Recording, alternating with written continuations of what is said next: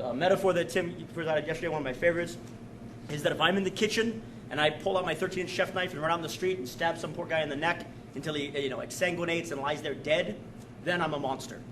But if I'm in my kitchen and the guy that raped my dog and killed my kids is on top of me choking me, and I stab him in the neck with that same chef knife, I'm considered a hero.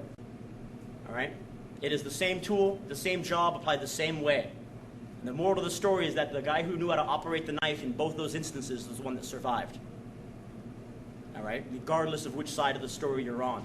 You want to know how to be able to do the violence to be able to survive a violent situation. And so these levels of observation allow you to make sure that you're checking yourself when you see footage, when you see a situation go down and you're recounting it in your head. It's important that you look at where the successes lay. All right? But by doing that does not make you a socially or an antisocial person.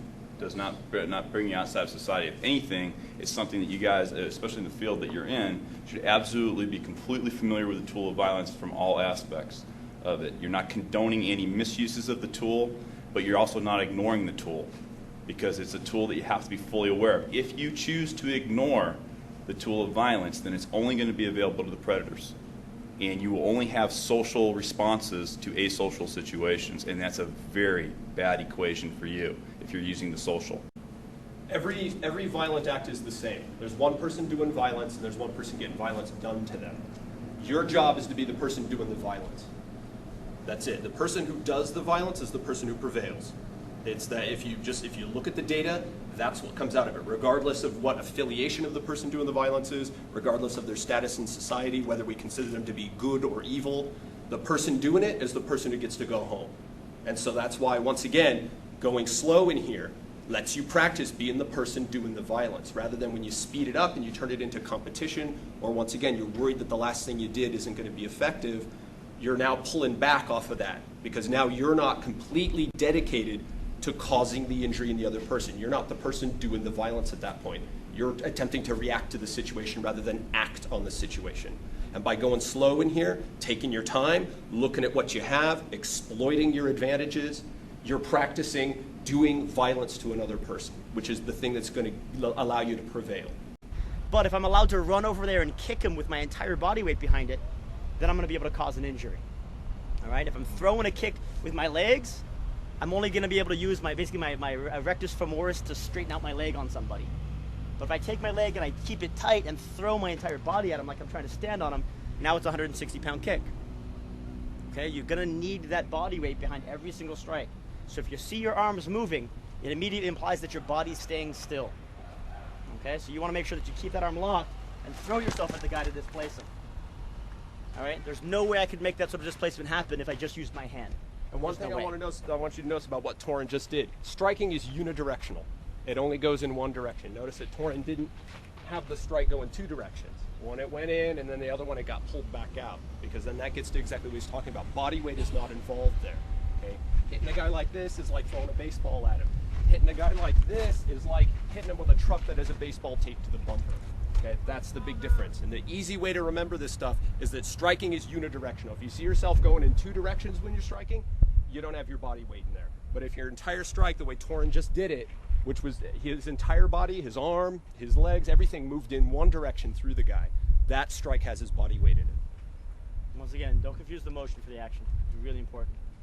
On this target, we're going to get started here with the side of the neck. So we're just going to kind of gloss over it. We covered it yesterday to some degree, but I want to make it very clear. We have carotid, vagus, jugular, and phrenic.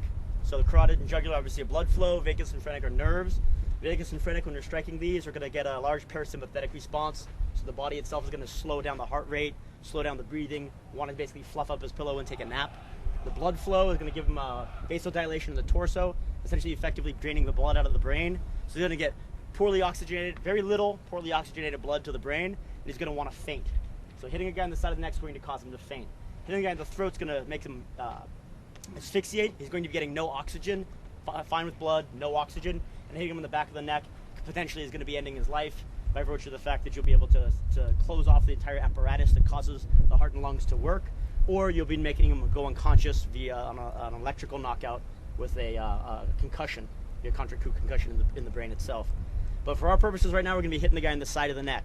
So the side of the neck, the lateral aspect of the neck here, we're going to be hitting him basically from the ear along here inside the trap this area in here, this hollow right there. When we're striking into this, remember, it's going to once again use all of our body weight, but I want to make it very clear, we're going to be driving into the spine. So it's not something where we're going to be hitting the guy like this or trying to hit the guy in such a way that we're just hitting into the shoulder. Rather, I'm going to be hitting him into the spine so his entire body weight gets dragged by the side of the neck at all times. All right, so I want to make it very clear what we're doing. You'll also notice when I start to move his head, the body will go with it. All right, so one of the advantages there is I hit this guy on the side of the neck there, and I can actually move his head around and control him that way. So that's kind of useful for me as well. So when I hit the guy on the side of the neck, he's going to want to lay down. He's going to want to faint. He's going to get a feeling of weakness, feeling of systemic weakness. He's not going to feel like he's raring to go, take some of the fight out of him.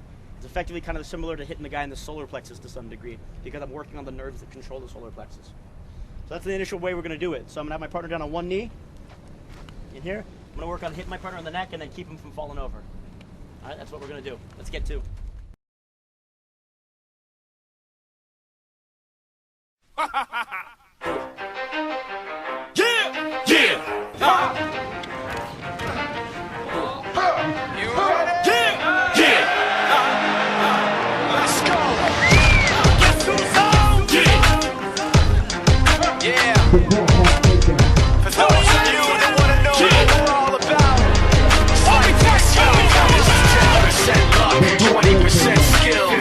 Concentrated power of will, 5% pleasure, 50% pain, 100% reason to remember the name. Let's go.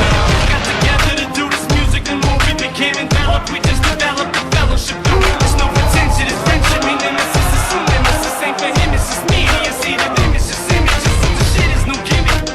Blood in and blood out. When it's beef, you just gotta know when the blood in and blood out. If there's a problem, we solve it. We don't resolve it. It usually just evolves in a whipping brawl, and we all get involved in it.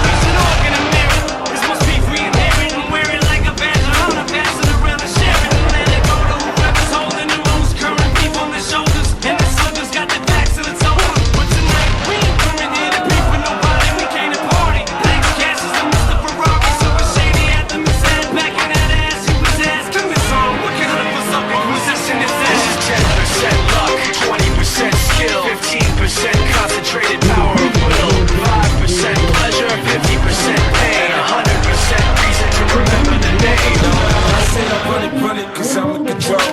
Hypnotic, couldn't see a couple shots of Patron. I ain't feeling nice, I get your eyes okay. Party poppin', something says she coming with me tonight. I ain't selling the lady, I ain't snapping and popping either. I'm bumping my head, or I'm just standing there watching. I'm a hustler, I hustle. You can tell that I'm paid and I protect what I got. I'm in the house with my plane. Okay, now maybe I'm silly, cause I want you to treat it. Yeah, I'll be on that shit. You can see when I'm stunting, I flash the stones to be bumping. Push the whips in me rolling, you can tell that I'm humble. I'm just doing my thing, you know the units the game. I got my crime and shady with me, you front, you'll have to get me off your ass and pay the lawsuit and laugh. It's not a big deal, it's nothing but you laugh. Trauma set up, gripping my beretta, sipping on my letter. Man, you crazy if you think I'ma let up. I told you I'm a trauma setter. I'll be the first to say it, homie, you can bet it. Just don't get in the way of my cheddar, man, cause I'm a trauma setter. I don't go looking for no trouble, but somehow the trouble always finds me. Don't make me happy in the trauma center with your mama crying, cause her only son is dying. She don't know it's just a karma, catch a man, cause I'm a trauma Since setter. jail is home, them ARs is drawn. Obie's guerrilla unit, fuck affiliation. We are one, it is senseless for you to prevent this. The 40 cal put you up under some photosynthesis at any given instant. Another incident, you just got a glimpse of Obie and Ye's temperament, and we holding them K's. That's why homie won't age, isn't it? That Tony's enraged, they throw him in cages. But now my niggas loose, our cruise is bulletproof. All brought to you from whom's pupils. Baby blues and short fuses. Put your portrait on the news, nigga. Them screws is loose when you're fucking with them shady dudes. Trauma setter, gripping my beretta, sipping on my red. Man, you crazy if you think I'ma let up. I told you I'm a trauma setter. I'll be the first to say it, homie, you can bet it. Just don't get in the way of my cheddar, niggas. I'm a trauma setter. I don't go looking for no trouble, but somehow the trouble always finds me. Don't make me happy in the trauma center with your mama crying, cause her only son is dying. She don't know it's just a karma, catch a man.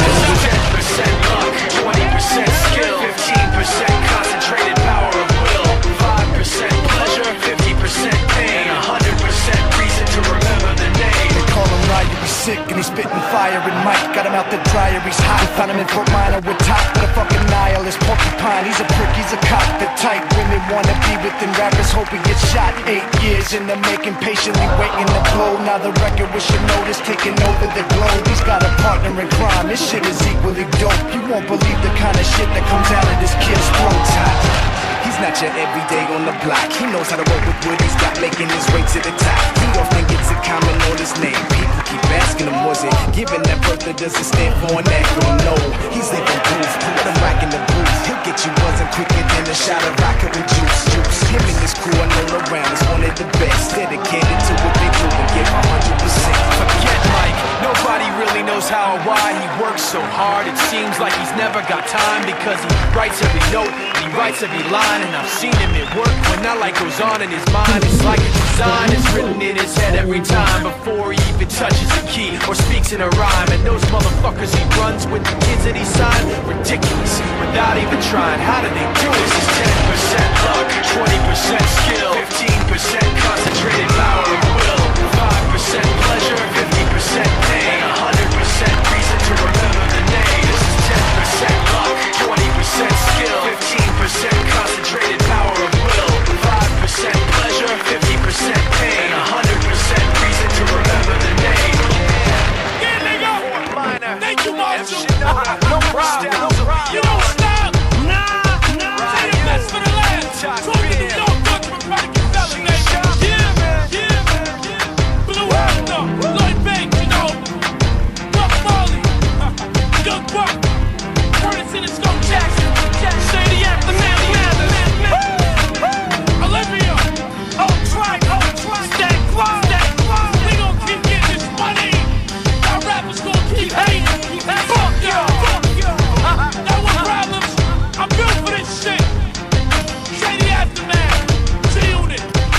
We run this rap shit.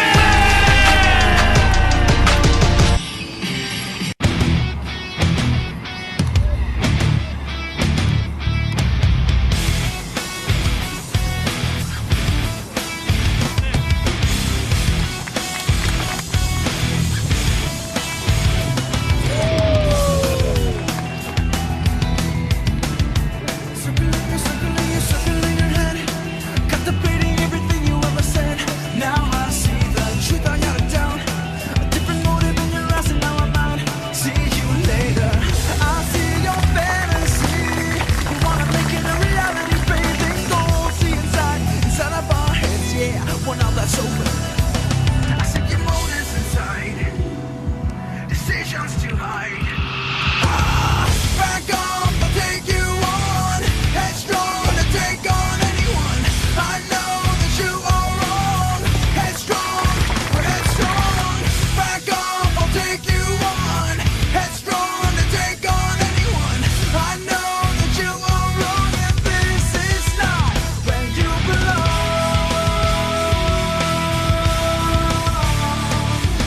I can't give everything away.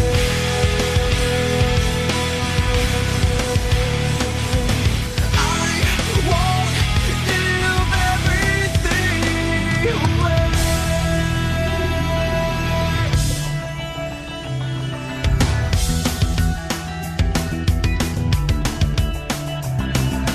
Pieces manifest. Your first impression's got to be your very best. I see you're full of shit, and that's alright. That's how you play, guess you get through every night. Well, now that's over. I see your fantasy. You wanna make it a reality, baby. Go see inside of our heads, yeah. Well, now that's over. I see your motives inside. Decisions to hide. Back on.